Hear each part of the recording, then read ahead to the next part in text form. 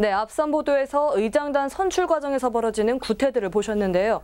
사실 이보다 더 심각한 경우도 많죠? 네, 그렇습니다. 용산구에서는 각서로 끝났지만 일부 지방의회에선 혈서를 쓴다든지 금품을 제공한다든지 갖가지 행태를 보이기도 하는데요. 특히 자율적 독립체를 할 수 있는 구의회는 구의원들이 주도적으로 의회를 운영하는 게 맞지만 또 다른 손이 개입하는 경우가 있어 더 문제입니다. 또 다른 손이라면 어떤 걸 말하는 거죠? 네, 바로 윗선의 개입입니다.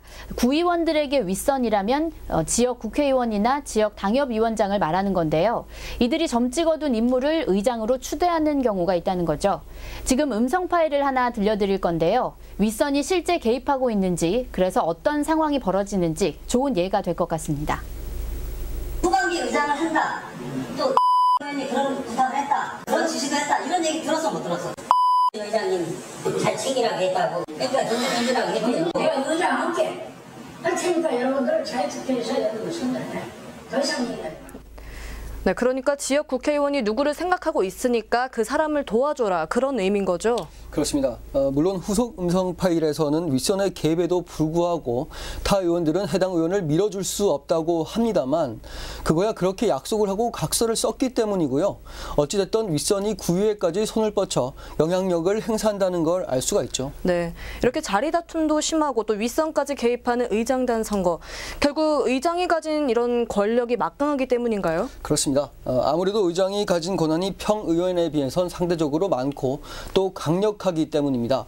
결코 무시 못할 권한을 의회 내 혹은 의회 밖에서 행사를 할 수가 있는 거죠. 의장의 권한에 대해선 송지연 기자가 자세히 알려드리겠습니다. 네, 의회의장은 구의회 내에서 막강한 권력을 갖고 있습니다. 다른 의원과 차별되는 대우 및 권한을 받기 때문인데요. 물질적인 것을 비롯해 의회 전반의 운영권과 언론 통제권까지 그 권한이 실로 어마어마합니다. 각 항목별로 천천히 보시면 먼저 물질적인 부분, 즉 업무 추진비를 지원받습니다. 의회 예산별로 차이가 있지만 의정비 외에 매달 300~400만 원가량의 업무 추진비를 지원받게 됩니다. 여기에 의장 전용 관용 차량과 기사, 2명 이상의 비서가 근무하는 상근 의장실도 제공받습니다. 의회 사무국의 공무원 인사에도 막강한 영향력을 행사할 수 있는데요. 의장의 추천으로 지방자치단체장이 사무직원을 임명하기 때문입니다. 이외에도 본회의의 개회, 정회 선포 등 의회 운영 전반을 통제하는 의사정리권과 본회의장에서 언론의 출입과 촬영, 녹음 등을 통제할 수 있는 질서유지권 등을 갖고 있습니다. 이렇게 눈에 보이는 유형의 권한도 있지만 드러나지 않는 무형의 권한도 손에 쥐고 있는데요. 그렇기 때문에 의장은 의회의 꽃이라고도 불리며 의장 선거 때마다 모든 의원들이 이 의장 자리를 탐내는 겁니다. 네, 의장단의 권한에 대해서 얘기해봤고요. 조성엽 기자, 송지연 기자 얘기 말미에 나왔듯이 사실 보이지 않는 권한도 많이 있죠? 그렇습니다. 방금 보신 것은 조례에서 정한 눈에 보이는 권한이라 할 수 있고요. 네. 그렇다면 보이지 않는 권한도 있다는 건데 원래 숨은 권력, 감춰진 권력이 더 크고 강력한 경우가 많지 않습니까? 예를 들어보겠습니다. 지역에선 대외적인 행사가 참 많이 열립니다. 행사에서 의장의 의전 서열은 보통 구청장 다음입니다. 그만큼 대우해 준다는 건데요. 결국 의장이 공직사회나 지역사회에 구청장만큼이나 상당한 입김을 행사할 수 있는 위치라는 걸 은연중에 보여주는 것이라 할 수 있습니다.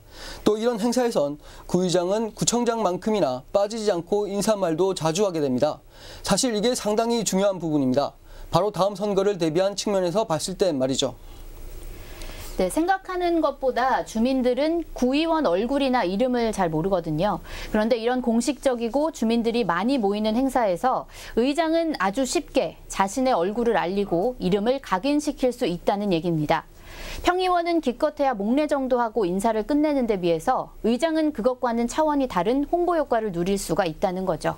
네, 그래서 의원들 스스로도 이런 말을 합니다. 사실 이 의장단 선거 때문에 앓는 몸살은 아무것도 아니다. 구의원 되기까지가 정말 힘들다. 왜냐하면 지역에서도 너도 나도 구의원 되려고 난리기 때문이다. 그런데 의장단이 되면 얼마나 좋냐. 자연스럽게 자신을 알릴 수 있으니까 이렇게 말입니다. 네, 이러니 의장이 되기 위해서 치열하게 자리다툼을 하는 것이 당연한 현상이 아닌가 싶은데요. 네, 권력을 향한 도전이 정치인에겐 어쩌면 당연한 걸 수도 있습니다. 앞서 말씀드린 폭력이 동반된 싸움과 욕설에 혈서나 금품도 오가는 건 결코 상식적이라 하긴 어려울 것 같습니다. 그럼 의장단 선출 과정 자체를 개선할 방법은 없는 건가요? 네, 선출 방식을 바꿔보는 것도 하나의 방법이 될 것 같습니다. 지금 대부분의 자치구에서는 의장단 선출 방법으로 교황 선출 방식을 택하고 있는데요. 교황 선출 방식은 투표권을 가진 사람, 즉 의원 모두를 후보로 두고 비밀 투표를 하는 겁니다. 그러니까 이 방식은 투표할 때까지 특정 후보를 정하지 않는다는 건데, 그럼 투표 전에 누구를 찍어야 하는지 정해야 할 거고, 그 과정에서 온갖 뒷거래가 오가는 겁니다. 공개적인 유세나 선거운동 없이 물밑에서 지지 의원들을 확보하는 구조기 때문에 상임위원장 보장 등 자리 나눠갖기가 판을 치게 되는 거죠. 취지와 정파를 초월한 신망받는 인물이 선출되도록 하는 것이지만 결과적으로 정당 간 밀실 담합에 의해 선출되는 경우가 대다수입니다. 결국 이 방식 자체가 뒷거래가 난무하도록 어떻게 보면 조장하는 그런 방식인 거죠. 이와 관련해 전문가 의견 들어보겠습니다. 후보가 누구입니다라고 하고 뭐 정견 발표하고 이런 과정이 없어요. 그러니까 본회의장에서는 없는 거죠. 실질적으로 내부적으로는 다 합의를 거쳐서 혹은 정당끼리 또 혹은 내부자들끼리 자기들끼리 그 오프라인으로 전부 다 그 후보자를 내정하잖아요. 네, 그래서 인천 남구의회나 부평구의회 등 일부 지자체에서는 교황 선출 방식을 폐지했습니다. 대신 선거일 전까지 후보자 등록을 하고 정견 발표도 하는 후보 등록제를 시행하고 있습니다. 이 방식 역시 후보를 정하기까지 보이지 않는 내홍과 갈등이 있겠지만 교황 선출 방식에 비해선 확실히 투명하다고 볼 수 있습니다. 현재 지방자치법에는 의장단 선출 방식에 대한 규정 조항이 없습니다. 그래서 지방의회의 의지만 있다면 방식의 다양성을 가져올 수 있죠. 네, 물론 후보 등록제 도입만으로 교황 선출 방식의 폐단이 모두 사라지진 않습니다. 2010년 후보 등록제를 도입한 부산시의회는 이후 후보 난립과 의원 줄 세우기로 오히려 선거 과열 양상을 불렀다는 비판이 나오기도 했습니다.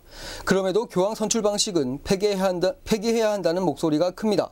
후보 등록제에 추가적인 공개 검증 시스템을 도입한다면 부족한 점을 충분히 보완할 수 있다는 게 전문가와 시민사회단체의 공통된 견해입니다. 사실 일부 전문가들은 지방의회의 이런 구태를 지방의원의 자질 탓으로 돌리기도 합니다. 지방의원으로서 능력이 부족해 이런 폐단이 나타나는 것이라고요. 하지만 그 전에 지방의원들 역시 주민이 선택했다는 걸 염두에 둔다면 단순히 의원의 자질만을 탓할 게 아니라 시스템의 변화, 근본적인 제도의 변화가 필요해 보입니다. 네, 시스템의 변화를 통해 하루빨리 이런 폐단이 고쳐지길, 그로 인해 주민들에게 더욱 신뢰받는 그런 의회가 되기를 기대해 봅니다. 오늘 말씀 잘 들었습니다.